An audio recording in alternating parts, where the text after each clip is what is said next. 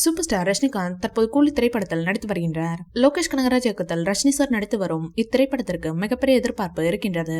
கமலின் அதிதீவிர ரசிகரான Lokesh super star Rajini சாரை இயக்குகிறார். எனவே இந்த படம் எப்படி இருக்கும் என தெரிந்து கொள்ள ரசிகர்கள் ஆவலாக இருக்கின்றனர். சன் பிக்சர்ஸ் தயாரிப்பில் அனிருத்தின் இசையில் உருவாகும் கூலி திரைப்படத்தில் ரஜினி சார் உட்பட மிகப்பெரிய நட்சத்திர பட்டாளமே நடித்து வருகின்றனர். நாகார்ஜுனா, சௌபின் ஷாஹர், உபேந்திரா என பல மொழிகளை சேர்ந்த நடிகர்கள் நடித்து வருகின்றனர். அது மட்டுமல்லாமல் பாலிவுட் புகழ் அமீர் கான் இப்படத்தில் கேமியோ ரோலில் நடிப்பதாகவும் கூட சொல்லப்படுகின்றது.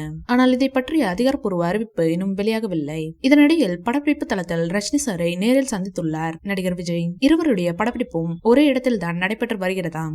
அதனால் தான் தளபதி சந்தித்துள்ளார். அந்த வீடியோவை கூலி மற்றும் ஜனநாயகன் படத்தின் இறுதியில் போட இருக்கிறார்களாம். தளபதி விஜய் தற்போது ஹெச் வினோத் இயக்கத்தில் தன் கடைசி திரைப்படத்தில் நடித்து வருகின்றார். கோட் படத்திற்கு பிறகு தளபதி விஜய் ஹெச் வினோத்தை தன் அடுத்த பட இயக்குநராக தேர்வு செய்தார். அது மட்டுமல்லாமல் தன் கடைசி பட இயக்குநராகவும் ஹெச் வினோத்தை தேர்வு செய்தார். தளபதி விஜயின் கடைசி திரைப்படத்தை இயக்க பல இயக்குநர்கள் போட்டி போட்டனர். கிட்டத்தட்ட 10 இயக்குநர்களின் பெயர்கள் அடிபட்டது.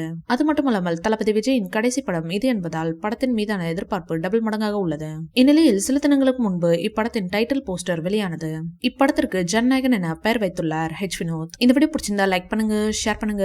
மேலும் ரஜினி சார் பற்றிய தகவல்களுக்கு எங்க சேனலை சப்ஸ்கிரைப் பண்ணுங்க.